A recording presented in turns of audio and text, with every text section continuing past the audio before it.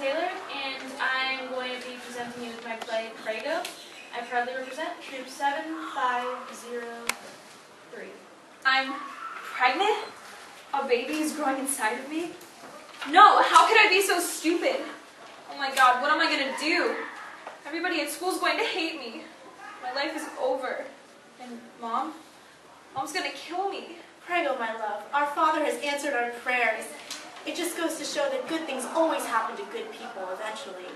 Just look at what our Heavenly Father has given us. I mean, you. These are tears of joy. Right, sweetie? Mom, I can't accept this. I'm all tied up. What are you talking about? I don't understand. Mom, I'm pregnant. So this is what it has come to. My Christian little girl is pregnant. What will the people at church think of us when they see you strutting down the aisle with a baby bump? They'll think you're a tramp and me a heathen for not watching my daughter more closely. PREGO, you were baptized as a baby. You went to Sunday school and recited verses for the pastor's wife. I don't recall ever learning the one that says, "Thou shalt not get knocked up." Let them all hate me for all I care, even if I hate me. Who was it? I was at a party a few weeks ago, and I guess things got kind of out of hand. Temptation offered me a beer, and before I knew it, we had gone too far. I didn't mean for all this to happen. Mom, do you hate me? I would. I know what you have to do. If we act quickly, everything will be okay. It will be like it never happened, and everything will go back to normal. Your handcuffs will be removed, and you will be able to complete your education a free girl. It's a simple procedure they do right at the doctor's office. Abort the baby? Isn't that murder? It's not a baby yet. It is just a blob of cells. Temptation's seed can only bring you misery. Love, I'm going to help you and make this decision for you. Yes. No. This is all happening so quickly. Let me just think about this abortion thing for a little while. I just need to get my head clear so I can think this all through. I don't feel like this is right. You're right. It isn't. You're with child, and I'm heartbroken. Heartbroken that you would forfeit your education and your purity for one disastrous night with temptation. Why should you throw away your future for one simple mistake? And if you're having any crazy ideas about having this baby, think twice.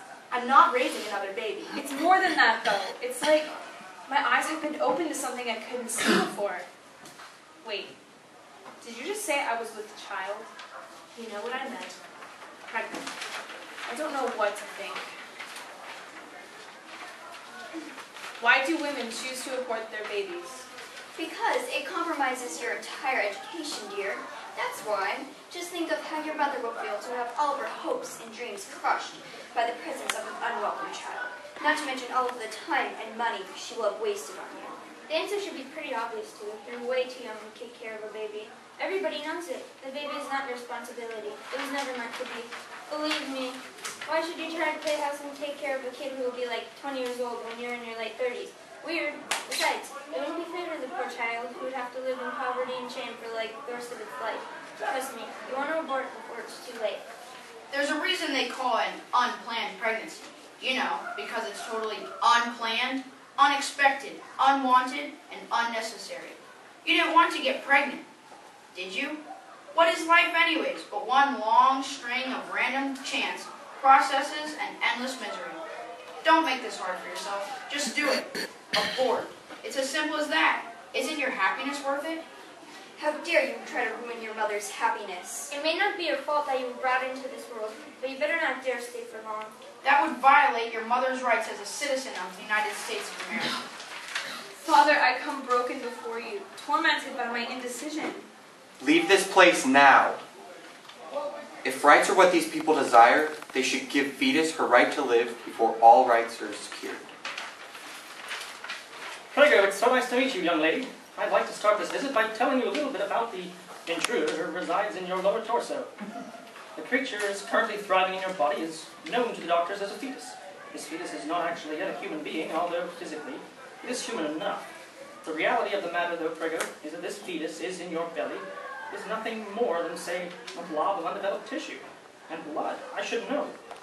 When we relieve you of this unwanted fetus, everything will go back to the way it was before it happened. When would you like to have the removal take place?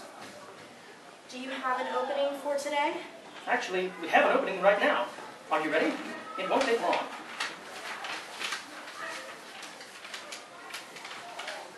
Prego, I almost forgot.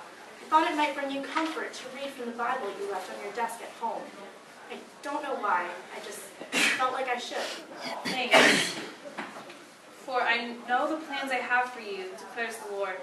Plans to prosper you and not to harm you. Plans to give you a hope and a future. Jeremiah 29:11. Father, are you trying to tell me something? Is this really true? Thank you.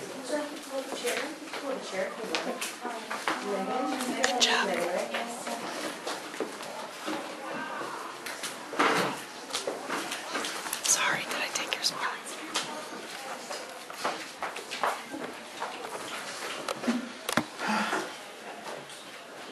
What was it like for you to write this play? Really surprising. I've never written a play since then or before that. So. Are you a writer naturally? Like, Yes, is that, I love to write. It's my passion. what do you, what form do you usually write in? Do you write like short stories, or is it more?